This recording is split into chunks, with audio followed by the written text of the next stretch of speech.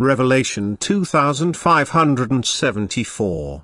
From the 4th of December 1942. Freedom of belief. What is belief?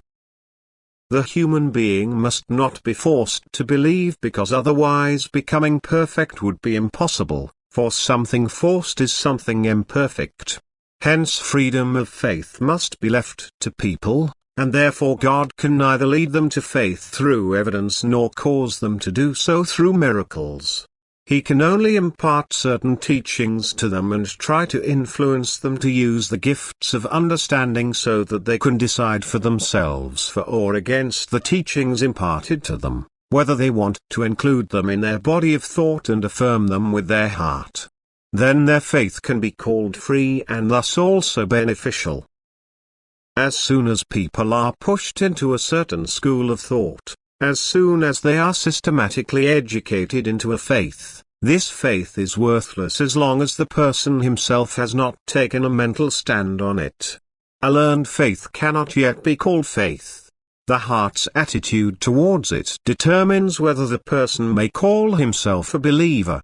He must also be given complete freedom as to how he decides, for he alone is responsible for this decision. He may neither be pressured by people nor be given compelling evidence from God which causes him to have to believe something.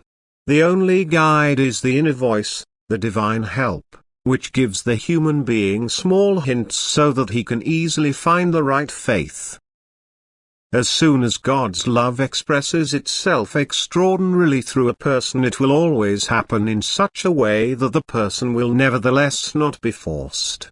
He will always be able to find a natural explanation if he lacks the will, thus he will never need to accept something against his will under the impression of such extraordinary activity which he cannot inwardly affirm.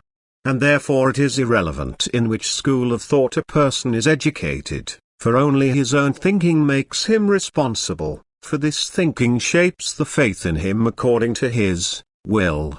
The truth-seeking human being will reject of his own accord that which does not correspond to truth and thus attain the right faith in all freedom of will.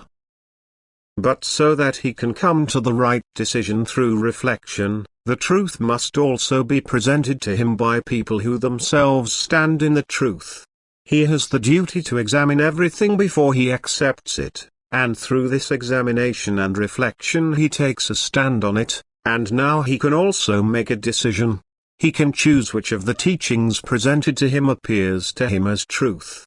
This is only faith when he can then commit himself to it because he is firmly convinced of it in himself. And such a conviction cannot be forcibly taught to the human being but is gained through his own reflection. And only such faith corresponds to God's will. Amen.